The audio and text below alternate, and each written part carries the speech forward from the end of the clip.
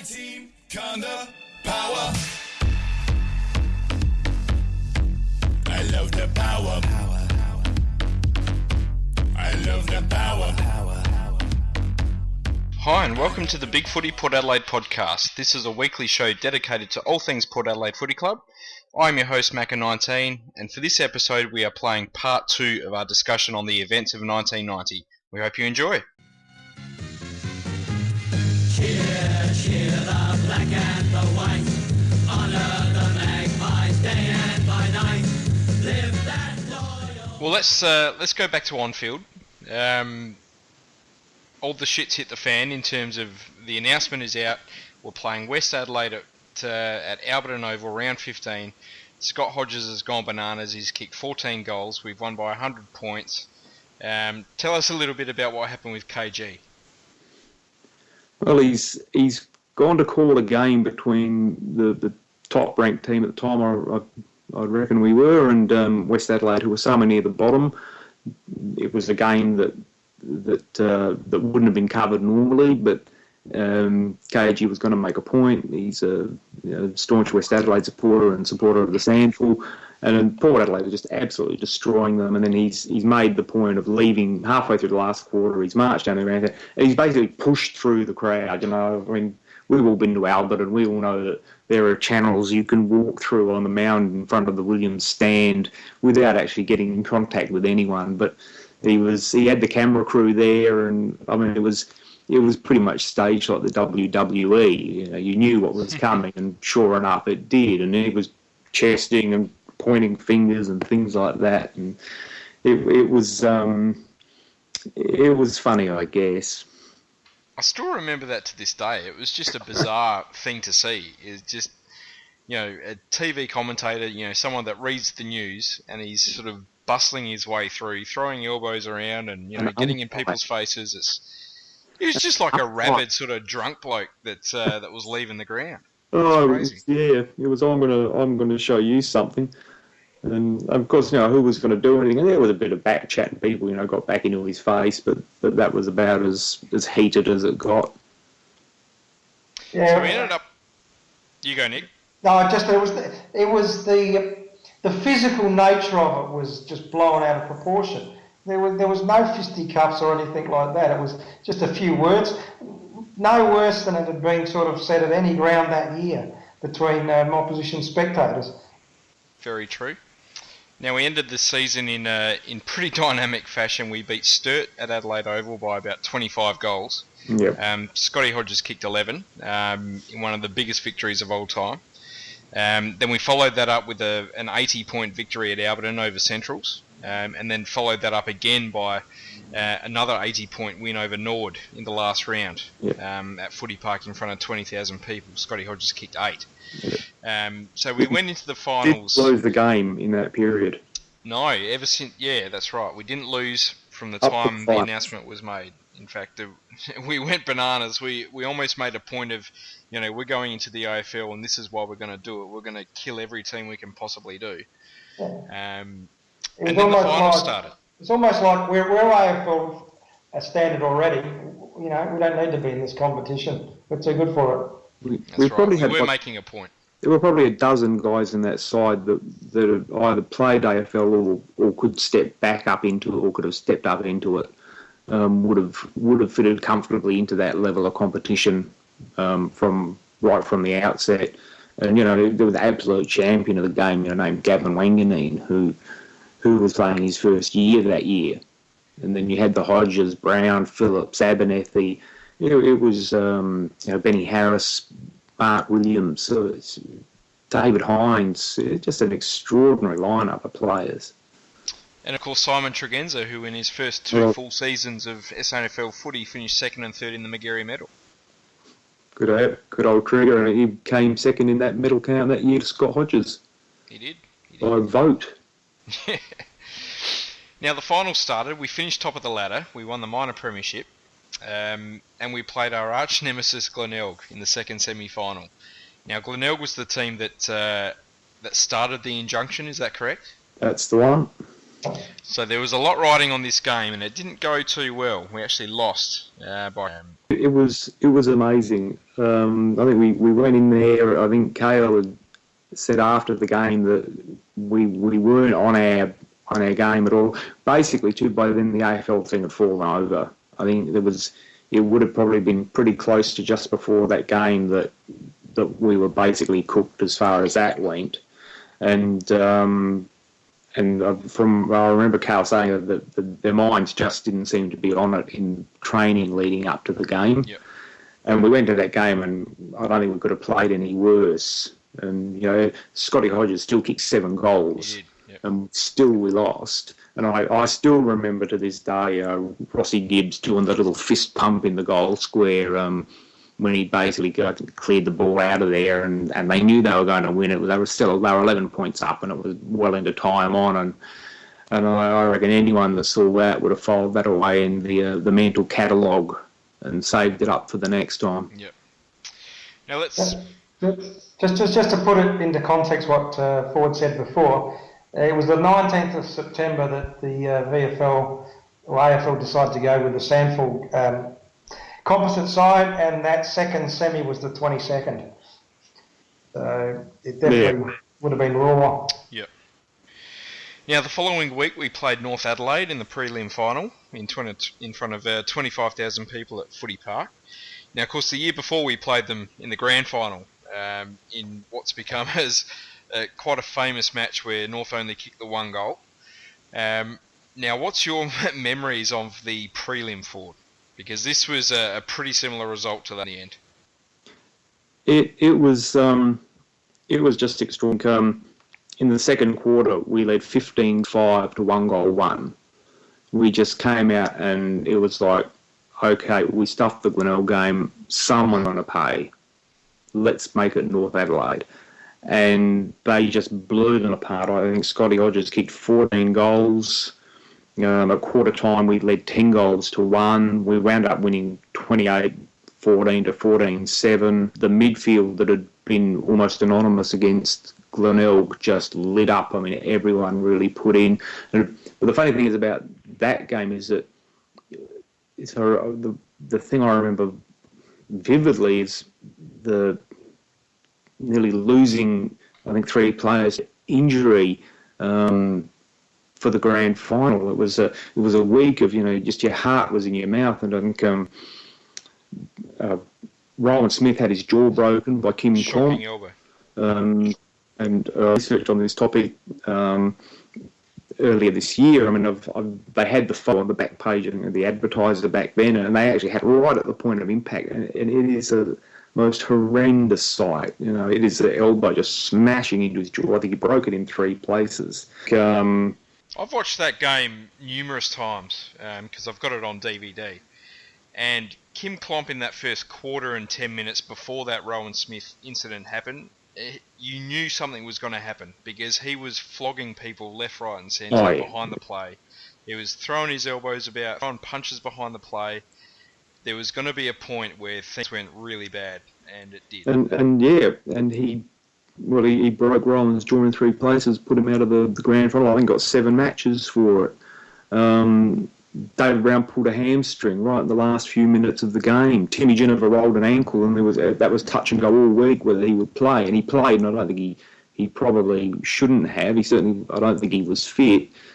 But I think we'd lost so many players up to that already that he just had to pull himself over the line. North East had been reported for clocking Klomp, but he got off. And David Hutton copped the biggest hip and shoulder I've ever seen. He's running with the flight of the ball, and Darren Jarman's just come from the other way. There's no vision for the ball at all. He was just going to take him out, and he's absolutely smashed him. He's hurtled through the air, and you're there at the time and thought, bloody hell, he's killed him. And David Hutton was the toughest. That seemed to happen every week for David Hutton. He seemed to get knocked out. I remember him. Or hip and shoulder. Super courageous. That bum was like 20 weeks today. Yeah, absolutely. Oh, absolutely. You'd be gone for half a year. I remember him. I think he dislocated his elbow at the beginning of the year or not that year, but must have been probably the 94 grand final or 94 premiership year, and dislocated an elbow the same game Scotty Hodges broke his ankle. And 95, did you say? That Yeah, would sound about 95. right. Yeah, a couple of horrible injuries. The Huts was, there was no use him going to the plastic surgeon to fix his nose up until his career was over too. But one of the loveliest blokes you could meet, a real gentleman and a lovely guy, and always says hello and just one of the bravest players, one of the fairest, bravest players you'd ever see.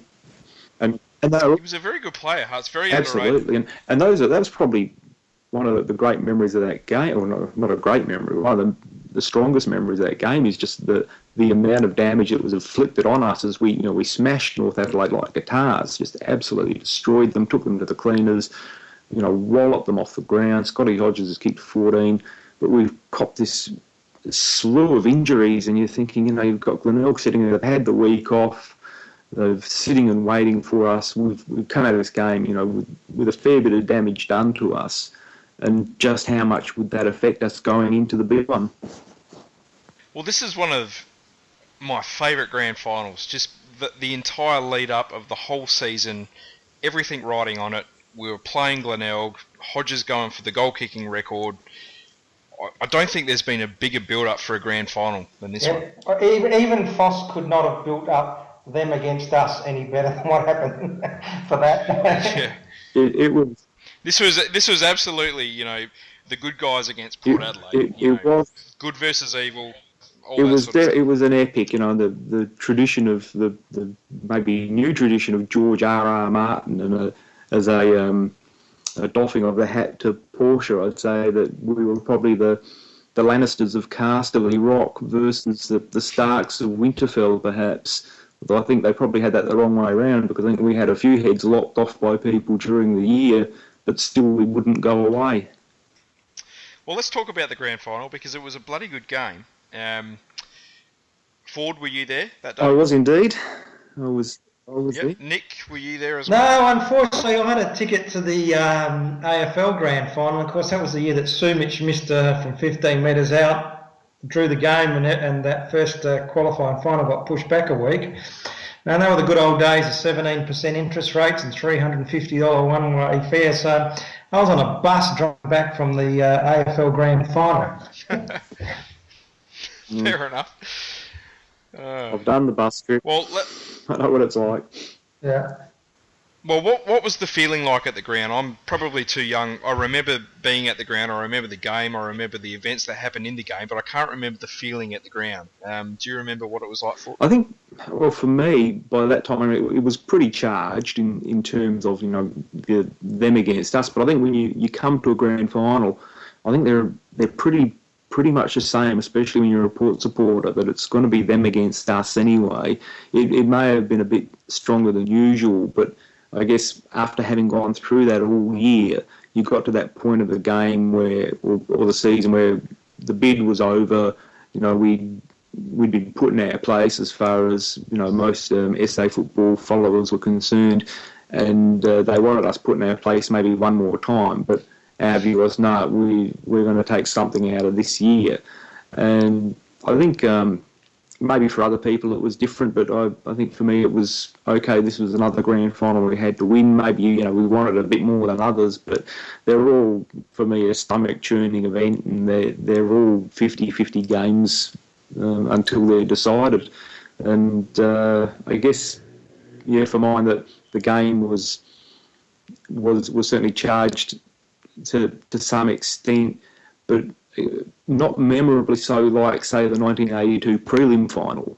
I mean, which was just gothic. That game. That was one that, if you asked me about which game will ever sit in my mind the most in terms of a game, just for the sheer passion or the gothic nature of it, that's the one. There was something about that game, even before everything happened. It was everything, a dark, foreboding sky. The 90 grand final started under sunny skies. The clouds rolled in and it started to get a bit bleaker. But I think once the game's underway, you're just so immersed in it. It's just, you just want to win it. And it's everything's out the window at that point. Now, fair play to Glenelg. They were a bloody good footy team that year. Yes, they were. They had won a lot of games. They had maintained a lot of their premiership players from the late 80s.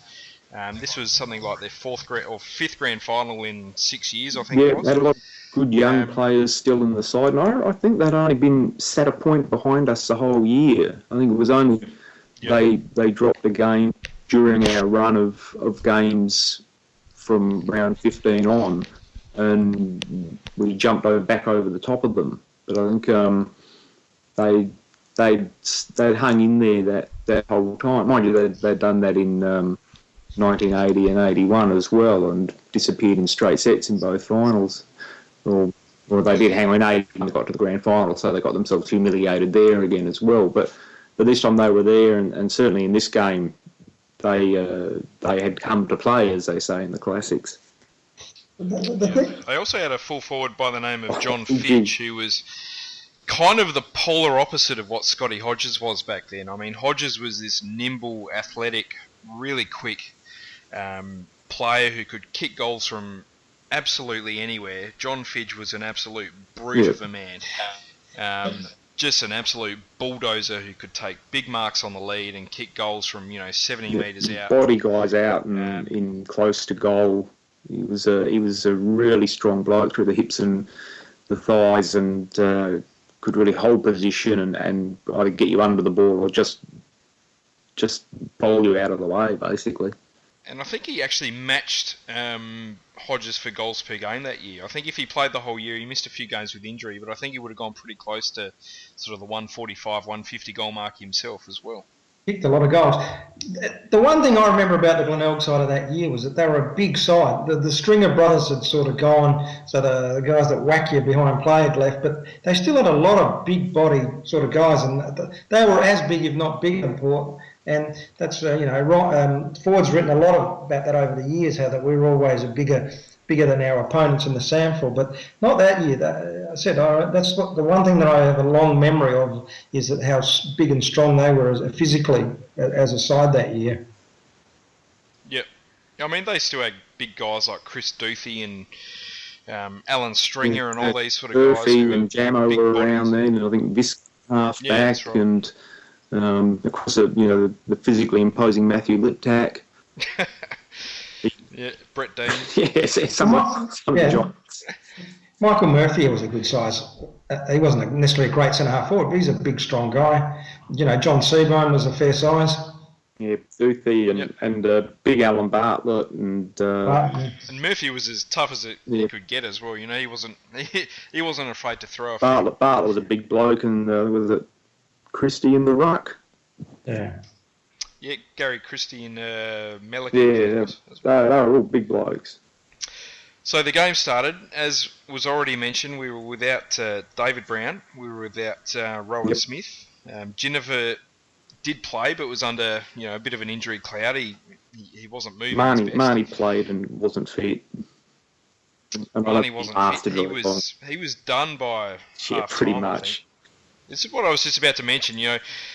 Things look bleak when you lose sort of two key midfielders like Smith and Brown, and with your sort of vice captain in Ginniver, or not vice captain, but very good midfielder in Ginniver under an injury cloud as well. What you don't want to do is lose your captain in the first quarter, which is what happened with Russell Johnston, and lose Wayne Marnie in the second quarter as well. Yeah, and knowing that Ginniver's sort of hobbling around pretty much.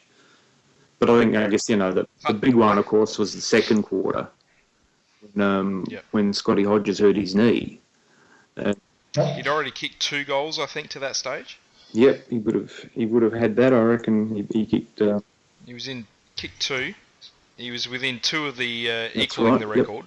That was went up for that was about the time on the bus trip that I could sort of get a signal on the radio in and out, and I heard, Hodges has gone off with a knee injury. Looks like he's gone for the day. And I said, "Oh, fuck. I'm not supposed to put my head down and sort of, no, we've got no chance." There'd certainly been rumours before the game that we're going to try and take him out. There were always rumours like that before games, so you never quite knew, but. It certainly added just a little bit more edge to the atmosphere. I don't know if a lot of people were aware of it at the ground, but it was certainly something that was passing among the players. And that was, I think, the famous game too, where, as Greg Phillips headed to centre half back, he walked by Scott Salisbury and said, if anything happens to Gavin Wanganeen today, you're not walking off this ground. So he got the message straight away that none of his shenanigans were going to be tolerated. And there was also a spark of in the first quarter where there was a couple of blues in the first quarter. Heinze had just given either Bartlett or Doothie just a little clip behind the ear after a goal had been kicked, and he just started. He started throwing punches at Heinze, and Heinze could look after himself. He was very handy with his fists, and then. It was very reminiscent of Trevor Sorrell in 1980. Yes, there was a bit of that going on. Crazy. So Hodges goes off the ground. I remember at the time thinking, "Oh my God, Jeff Phelps is running to full forward. Yeah, we are in a bit of trouble." And on comes Adrian Setri. And that's it. Big old set. Kicks, I think, a brace of goals in that second quarter, and I think at that stage they were just sort of. I don't know if getting away from us, but I think they were certainly in front. They were 3 goals up, I believe. I think they were either 2 or 3 goals up. They were pretty well in control of the game. Fiji kicked 3 goals at the end of the first quarter. He did, yeah, in a couple of minutes. Yeah, and then it was like an arm wrestle from there.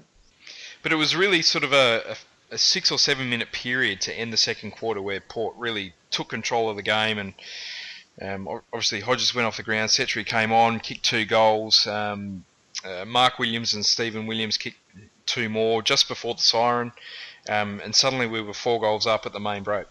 I'm trying to think, who was Setri the little blonde-haired guy that kicked 2 or 3 goals? Yeah, little Hulk Hogan doll. Yeah. No, I remember watching the replay. There was a freak goal in there where he was slung in a tackle, and as he was slung, he just threw it at his foot, and the ball's hit his foot, and it's gone bouncing off, and you can see the Glenelg players are charging after it, with about 30 metres out, I guess, and no one's in the goal square, and the ball it just got there over the line before they got there, and that went through, and then he's then grabbed another one off the hands of a pack. I think Hutt's kicked it forward, and he's had a left foot snap across his body, on a really tight angle, and it's gone straight through the middle, and we're going nuts, and suddenly we're 3 goals up, and then Stephen Williams kicked the goal just before not long before the half-time siren. I think we're up 10-7 to 6-6 then, and just before the siren, Liptak's taken a mark 30 metres out and directly in front, and he's missed after the siren. That's right. Yep. It was just an extraordinary quarter of footy, because you've had Hodges go down injured and really didn't look like he was going to come back on. You've had Port looking like they're in all sorts of trouble, and then they've had this burst of 3 goals and broken out a 4-goal lead. I think it was Mark, but it might have been Stephen Williams. There was a bit of play out in the outer wing. I remember when it was really tight. It was either a big tackle or a diving sort of smother, and that's from what I remember. Sort of the momentum changed, and then that's when we sort of kicked these goals. I can't remember. It was one of the Williams boys just did some grinding work, and almost seemed that's when our momentum changed. I don't know if you guys can recall that moment. I think we were. I don't know if there was a momentum shift exactly, because they'd been on top early in the quarter, but I think they kicked a lot of points. They kicked 4 points, and then we'd managed to get a couple of goals, and then they'd got one back, and then we had the Hodges injury, and it was looking really difficult. And suddenly we've kicked 3 goals, 4 goals, and taken off.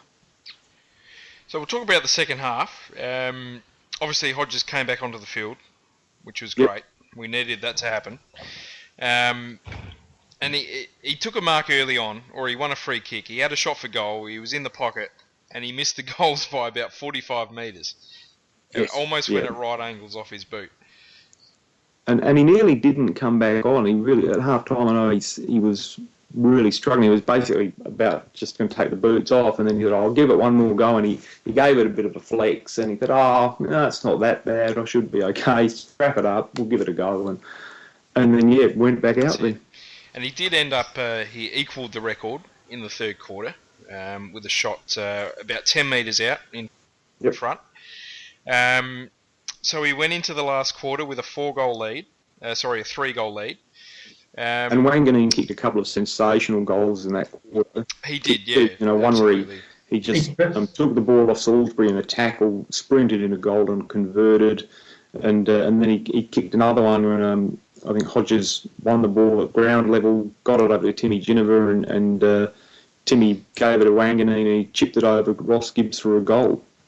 It was just great stuff. And I think Fiji kicked another one for Glenelg, and then Murphy kicked one, so we were sort of back to 17 points at that stage, and I think Scotty kicked his 151st goal late in the third quarter. That's right. That goal that Wanganeen kicked was just unbelievable. I just remember when I got home and watched the replay, I thought, a 17-year-old kid can't do this. He was just amazing. You know, you could see there that year, his first year, just what an extraordinary talent he was. And you look nowadays, and you look at Chad Wingard, and you see, you know, just how close the comparisons are in terms of their football ability and the way that they play on the. He doesn't have the speed Wanganeen had. That's right. Wanganeen was maybe the fastest player we've ever had. You know, I mean, we had guys like McLeod and Bond, and even Cockatoo Collins. They were all quick, but I don't think any of them were as quick as Gav. And he just had that cat-like reflexes, that amazing instinctive football brain, and just this blistering speed to go with it all. That his legs were fast, his brain was fast, his hands were fast, and it all worked together so beautifully. So we really began to kick away with it in the last quarter. I think we kicked the first 3 goals. We were up by around about 30-odd points. Hodges broke the record. He kicked another goal after that. Darren Smith added another. And it looked like party time. About 20 minutes in, it looked like party time. We'd gotten 29 points up, so I think 15 goals to 10. It was pretty late in the quarter by then. We'd really taken control of the game, and Scotty had broken the record, then popped another shrimp on the barbie just to put a bit more distance between him and Rick's old record. Yeah, and as you said, then the Smithies lobbed one through, and it was looking pretty good. 15 goals, I think, or was it 16 to 10? In fact, I think Darren Smith kicked another one later. Yep. And then it was like the 1977 grand final. We were further in front in this game, but in 77 we'd gotten, I think, 26 points up, and I think Glenelg kicked the 3 goals in the last few minutes of the game and got it back to 8 points. And this one, the same, not quite as dramatic because we had a bigger lead here. We were 16 to 10 up at the bay. So he kicked the last 3, and they had their chances. They missed probably 3 shots, which were pretty damn easy from within about 20 metres. And they just scuffed them and just missed them, hit the post, I think, once. We were still attacking and setting play up, but just couldn't kick a goal. Was it Fiji hit the post in a really simple one from about 15 out? Somebody hit the post from really close. I think so. I think it was Fiji. Gary Christie as well missed one. I remember. From about 10 metres out straight in front with a snapshot. And that would have put them back within, I think, almost within 2 goals. About 14 to 16 then, and there were a couple of minutes left. But sadly for them, they missed. That's it. Cheer, the black and the white. What a grand final. What a premiership. It was extraordinary. I think you really saw it then post-match with the supporters and the players, and it was a relief as much as anything, and just the exhilaration of, we've gotten something out of this. This year that felt like it went for 10 years because of everything that happened and all of the events, and they were just, it was just a pandemonium on and off the field. And of course, I think, as we all know, that down in the rooms there was still another act to play out as Cornsey came out and decided that this was a perfect time for him to pontificate at Port's board and have another spray at them about what we've done to South Australian football, and then being kindly asked by David Arnfield to perhaps take his views elsewhere because they weren't welcome in our change rooms. And I think it was Chris. That's right. He did actually say something which I thought was pretty spot on in that. Corn said something like, logically, if you look at how the game played out before the game and in the first half, there was no logical reason why Port Adelaide should have won today. And I do actually agree with that because we were missing, some very good players. We were down to no one on the bench halfway through the second quarter. Glenelg had a full squad out there. They were fit, ready to go. And look, logically, they really should have won that game. And that's the wonder of the sport. Yep. There's a logic, that is, absolutely. by heart. You can't put that down on paper.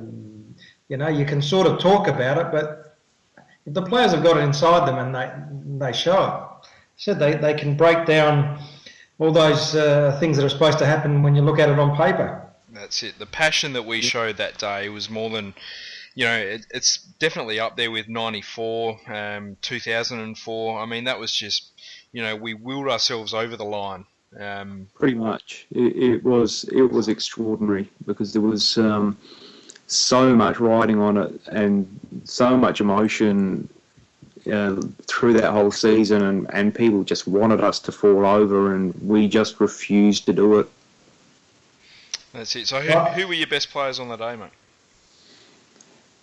George won the Jack Odie medal, as I recall, and fittingly so. He was just superb across that back line. He marshalled the back line. I mean, I watched the game again a few months back, and you just marvel at what he did. The number of times he cut off attacks. He was at the archetypal attacking back pocket. He'd get the ball, and he wasn't just defensively hugging the boundary line. He would get it and he would attack with it, and he'd run the thing up over the centre line. If George got the ball would be out of our back line. Yep. That was every time. He was just behind in the ruck was just amazing. He carried the ruck for 3 quarters, and you said Jono went down by quarter time with an injury, and Heinzie loved that.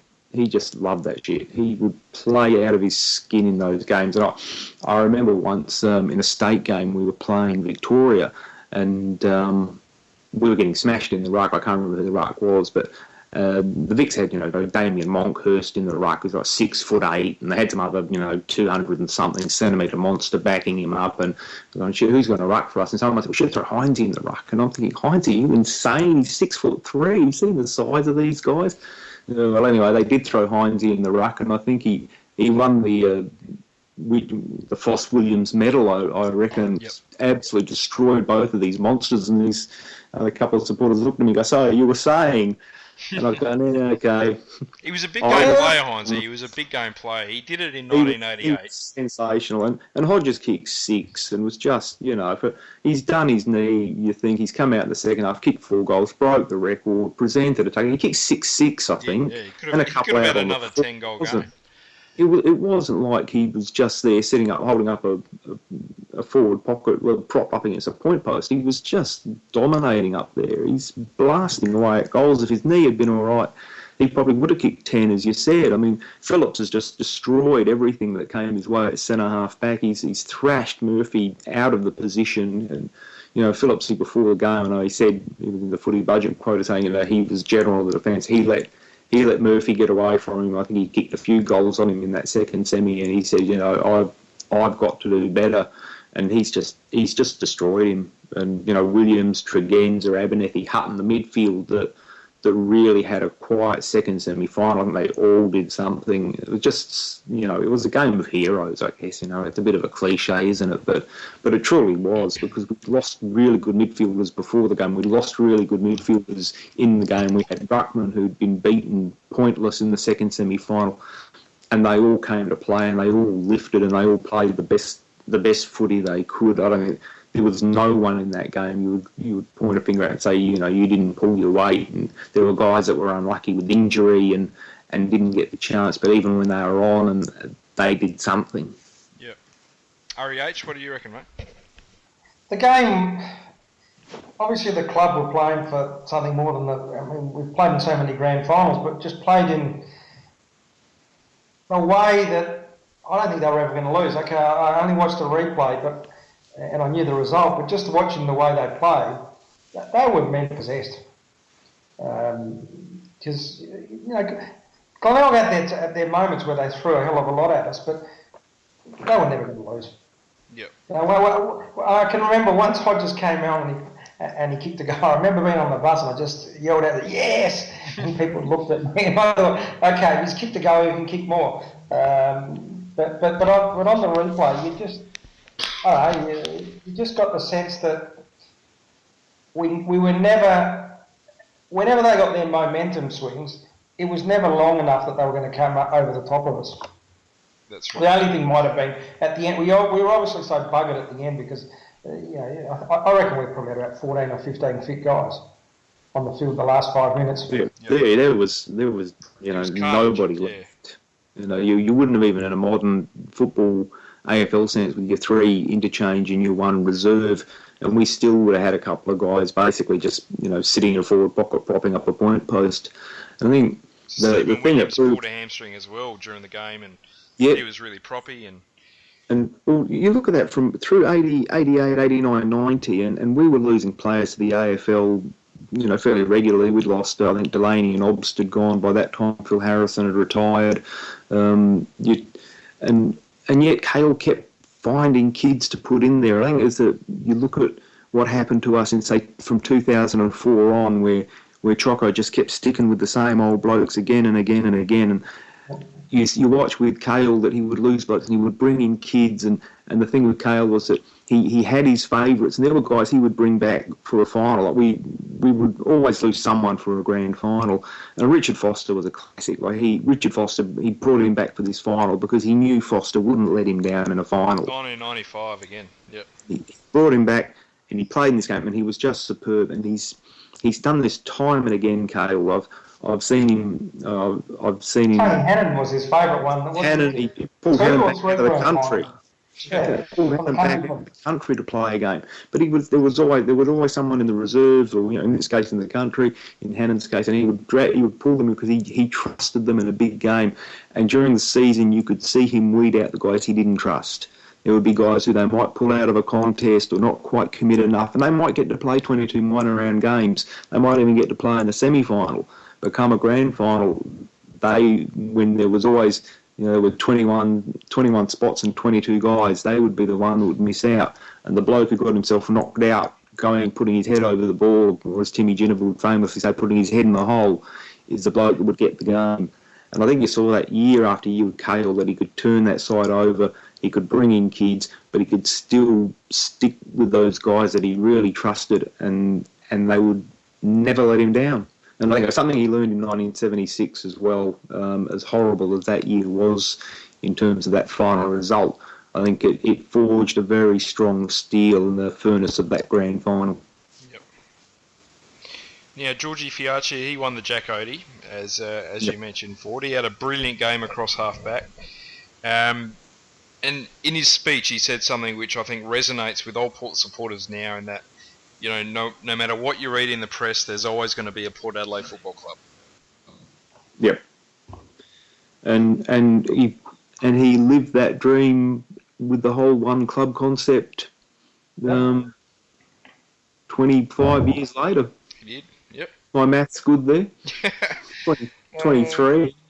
Yeah, nearly 22. 20. Yep. I think it scares me how long 2010 that we started the one club? Yeah, was it 2010? 2010. Yeah, 2010, and he got on the board at the end of last year. 20 years then. Yep. I hate having to talk about history in fractions of a century. Oh dear. Well, what a season. 1990. That's one I'll always remember. That I'll probably put ahead of all the other premierships we won. I think, as interesting as 1994 was, and we might do a review of that another day as well. But I think 1990 will probably always stand as number one. Just an extraordinary year of not just football events and world events and football events within those world events, and of a season that you're halfway through a season, you're thinking, okay, we're on our way to another tilt at the final. We could win 3 in a row, and then it just blew up. You know, it was almost a nuclear explosion, and it's just an extraordinarily memorable year. Good stuff. It was a different year of footy. There's no doubt about that. The pressure on the guys that year I don't think we've ever replicated it. No, I don't. That's a fair call. Yeah. Well, you can talk about 2004, you know, we'd stuffed up 3 finals, and in particular, not so much 2001 because we were young, but we expected to make grand finals in 2 and 3, and there was a hell of a lot of pressure on 4, and, you know, basically the season didn't start till September because everything else, whilst you needed to win it, was meaningless. So it was a strange sort of season, and there was a lot of pressure on the players, but 1990 was just another level altogether. And I don't think 2004 had that expectation anymore because we'd bombed a couple. It was more a resignation. Geez, you know, I hope we can do it. Whereas in 1990 we'd already won 2 flags in a row. We were still the best. We were the best side in the competition. We were minor premiers. You know, we'd smashed everything in sight to get to that final series. And so you go in there expecting to win. It was the old, you know, Magpies expect to win philosophy, and it's probably, again, you know, it's something that's just couldn't be replicated. The expectation was to win, and the expectation was magnified to win because of all the events that had happened amongst Port supporters. All right, we're going to take something out of this year. They're not going to take this away from us. Yep. And yeah, there's always a debate about the old supporters and the new supporters and the power and whatnot, the Magpies. But if you live through that year, it's hard not to have, you know, moved those expectations onto once we got into the AFL, because we were denied getting into the AFL the next year. But it's almost like these guys had to carry a burden that no other side has had to do, and they achieved it. It's almost like, well, why can't our AFL guys do it? You know, the last 4 or 5 years that we've been really in the shit. It's almost like, how come they can't raise themselves out of it? Yep. Absolutely. Unfair expectations, but No, that's just history. what I That's like. what happens when those who come before you have done such extraordinary things. Yep, spot on. Good. Yep. All right, guys. Well, we might leave it there for this evening. I think we've covered a lot of ground. We have, absolutely. Ford, thanks for coming on, mate. Thank you very much for inviting me. REH, absolute pleasure. Thanks, Macca, for the invite. We'll have to do this again with another year, I think, with another season. Yep. All right, lads, go the power. Yep, Yeah, absolutely. Go for it. That ad will buy you direct. What up, bud? Can I just endorse what Chris said? When you look at the game, the teams on paper, and look what happened during the start of the game, there was absolutely no logical reason why Port Adelaide should have won today.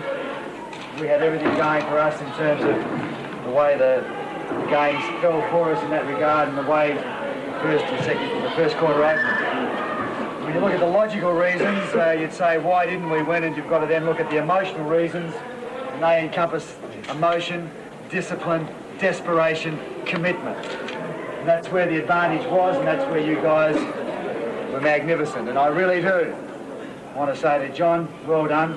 He's always a tough competitor, and he's done it very, very well. To the guys, you can be really proud of yourself. As I said, there was no logical reason why you should have done it. Family. Well, it may be family. In that regard, you have my respect and my admiration. But I want to tell you that you want to enjoy this moment for what it is, because the good times are well and truly gone. Apart from Jack and the players, there's a couple of individuals out there who are responsible for that. And make sure you enjoy tonight, because the good times will not happen again. Well done, boys.